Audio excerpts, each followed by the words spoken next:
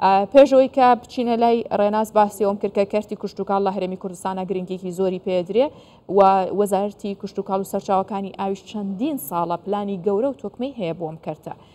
بۆیە لەسەر بابەتەکە دەمێنمەوە پێویست بە چەندین وردەکاری زیاترەکە. ئێمە میوانداری دکتۆر زێدا محەممەدمان کردو کە بەڕێوەبەری گشتی پلاندانانە لە وەزارەتی کشتتوکاڵ و دکتۆر بەخێراتیۆم کاتت باش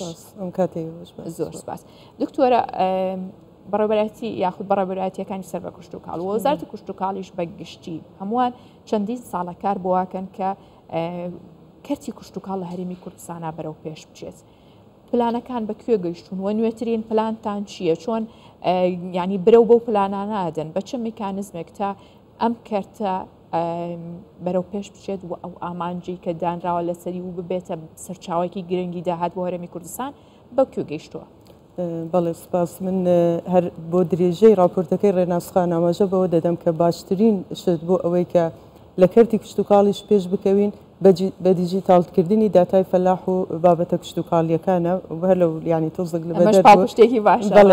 ئێمە لە بەرنامەماندایە وەکو پلان بۆ ساڵانی داهاتوو داتای جوتیارە نیشمان بە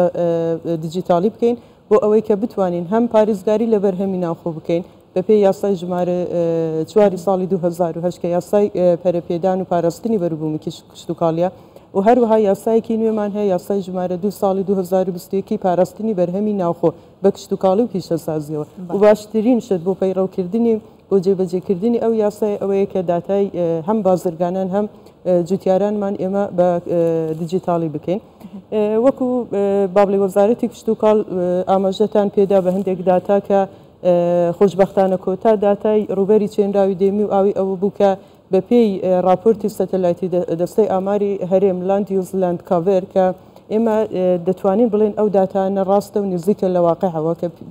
زۆر جیاوازە لە ساڵانی پێشتر لەبەر ئەوەی کە بە سیستەمێکی نوێ ئەم ڕوپێویە بۆ زەوی کشتتوکاڵی هەرێم کراوە. ئەوەش خۆشببختانە تۆ ئەگەر داتا و زانیاریەکی واقعی هەبی لەسەر ژمارە جوتیار لەسەر ڕوبەری زەویەکانت شێوازی ئاودانی بێگومان ئەو پلانی کە تۆ دادەنی پلانی چ کورتخایەن بیان درێژخایەن بێتن بە بنەما تۆ لەسەری دەچی و ئەکیت نەتیجەیەکیش دەبێت. جیاوازی ئەو کابینەیە ئەوە بووە کە بەڕاستی و بەجددی و بەکردداری گرنگی بە کەرتی کشتتوکاڵدا و ئێستا نەتیجەکەی دەبنی و لە داهاتوشدا دەیبینین کە بەرهەمی ناوخۆمان لە زۆر بواردا ئێمە ڕێژەی ئینتاجی زیاد بوو. لەگەڵ زۆربوونی ڕێژەی ئینتاج هەروها بیر لە کۆگاکردن بە پیشەسازیکردن هەروها بە بازارکردنی ئەو بەرهەمانە کراوە کە ئەوەش جێگەی دڵخۆشیە و یارمەتی دەرێکیشە بۆ ئەوەی کە جوتیاران بتوانن بەرهەمەکانیان ساغ بکەنەوە. باشە. دکتۆر زێدا ئەزانین کە ئێستا وەرزی پێگەیشتنی هەندێک لە بەروبوومەکانە بەتایبەت سەوزە و میوەجە لە نێویاندا خەیار تەماتە و میوەکانی دیکە. ئێوە چی ڕێگەیەکتان گرتوۆتە بەر بۆی کە ئەم بەرهەمە جوانی لە هەرێمی کوردستان هەیە کە بەرهەمێکی سروشتیە تەواو بەروبوومێکی خۆماڵیە ساغ بکرێتەوە لە بازارەکان و ئەرکوماندووبوونی جوتیاران باش هەڵسەنگێنریا خودت وەری بگرنەوە ینی ئەو ڕەنجەی هەیەە بەرهەمەکەی بچنەوە چیان بۆ ئەکەن تا ڕێگری لە هاوردەکردن بکرێت؟ هەروەک ئاماژە پێدا بەپێی یاسای ژمارە 4 ساڵی 2008 و هەروەها بڕیارێکی ئەنجومەن وەزیران ئێمە ڕۆژمێری کشتتوکاڵیمان هەیە. ڕۆژمێری کشتتوکاڵی ساڵانە دەکرێت ئابدێت بکرێتەوە بە گوێرەی کەش و هەواودا بارانبارین و پلەکانی گەرمە چونکە هەر بەرهەمێک وەرزی پێگەشتنی تایبەت بەخۆی هەیە با بڵین و ڕەنگە پێگەشتنی بەرهەمەکانیش لە کوردستان هەتا لە نێوان پارێزگاکانی هەرێمیش جیاواز بیتن لەگەڵ پارێزگاکانی عێراقیشدا. ئێمە بۆ ئەم مەبەستە چەندین کۆبوونەوەمان لەگەڵ وەزارەتی کشتتوکاڵی عێراقیش کردووە خۆشببختانە بۆ بەرهەمی سەوزە بە تایبەتی ئێمە توانیمانەکە ڕێکەوت یان ڕۆژمێری پێگەشتنی بەرهەمەکانمان ڕێک بخەین. هەندێک بەروبوومن هەیە بۆ نمونە تەماتە زووتر لای ئەوان پێدەکاتن درەنگتر لای ئێمە کاتێککە بەرهەمەکە لای ئەوان پێدەگا ئەگەر هاتوو پێداویستی ناوخۆی عێراق و هەرێم پڕ بکاتەوە ئێمەش قەدەغە ڕادەگەینی بەڵام ئەگەر پێداویستی بەکارهێنانی ناوخۆ پڕ نکاتەوە ئێمە مەجبوری لەو کاتەنەدا ڕێگا بە بەرهەمی دەرەکی بدەن کە داخل بێتن بۆ ئەوەی کە بەکارهێنەرانیشمان تووشی زەرەرمەند نەبن. یەک لەو بەرهەمانەی کە زۆر بابڵێ ئینتاجی زۆر بە و ساڵانە ئێمە پلانی کشتتوکاڵی لە مدیریەت عامەکانی پارێزگاکان بۆمان دێتن. هەر بەروبوومێک کە ئێمە هەڵسەنگاندنی بۆ دەکەین ئەگەر پێشووتر گەیشت بینە ئەوەی کە 50% پێداویستی ناوخۆ دەتوانێت پڕ بکاتەوە ئێمە لە بۆ ساڵی دواتر دەتوانین هەم یان باجیان قەدەغە ڕابگەینی پەتاتەی خواردن ئێمە ئێستا بۆ ماوەی دوسە ساڵ ئێمە بە تەواوی قەدەغەی هاوردەکردنمان ڕاگەاندووە لە ڕۆژمێری کشت و کاڵیوە. ئەم ساڵە لە ڕۆژمێری کشت و کاڵ بۆ پەتاتەی پیشەسازیش کە بۆ کارگەکانی پیشەساز بەکاردێتن لە مانگی چوار هەتا کۆتایی مانگی 11 قەدەغەیە. بەروبوومی وەکو قارچێک ئێمە هەڵسەنگاندنمان کردو بۆ ئەو ساڵ بینیمان کە ئینتاجمان هەیە ئەو ساڵ قەدەغەیە. بەروبوومی گەڵا سەوزەکان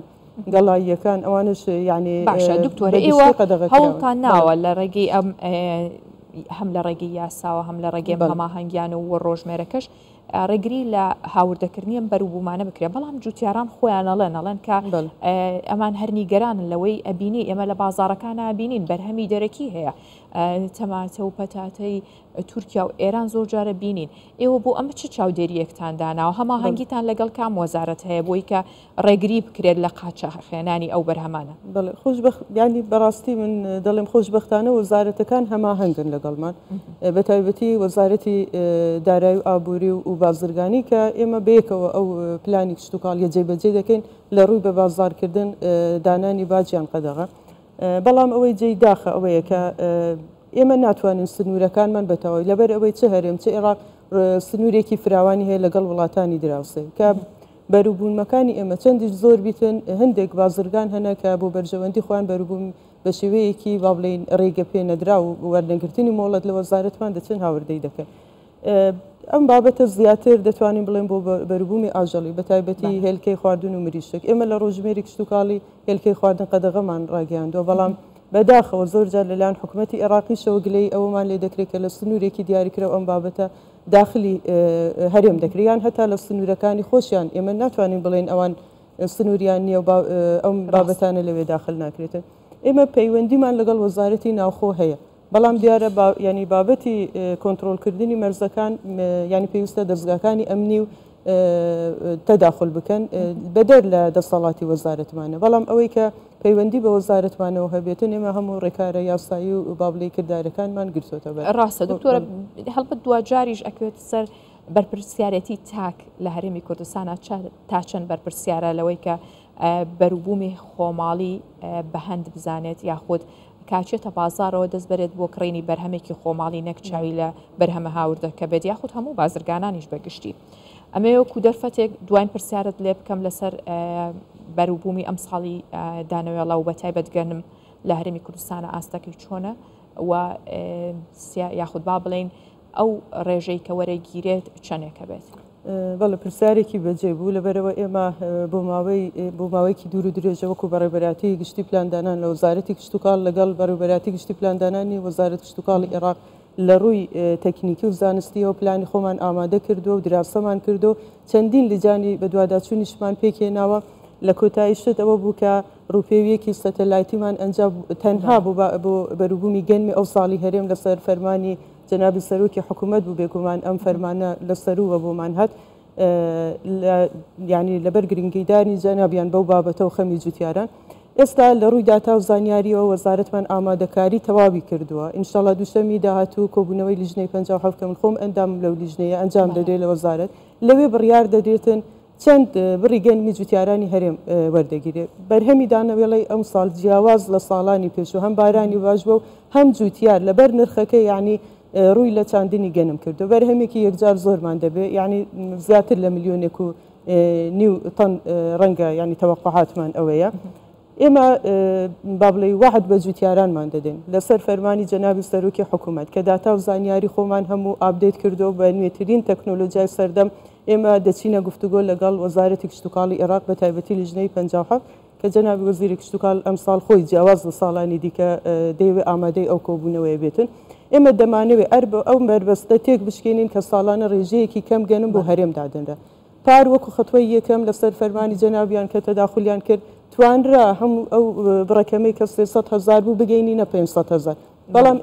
ئەمساڵ ئێمە ئەوەش قبول ناکەین زیاترین دیفاع دەکەین ئەگەر نەتیجەکانی گفتوگۆ بە دڵمان نەبوو ڕەنگە بایکۆتی کۆبوونەوەکە بکەین یان بینە دەرێ بەڵام ئەوەی کە بۆ جوتیارانمان گرنگە ئێمە مافەکانی نوێنەری ئەوان دەبین دڵنیاشیان دەکەینەوە هەر شتێک لە بەرژەوەندی ئەوان دانەبێتن ئێمە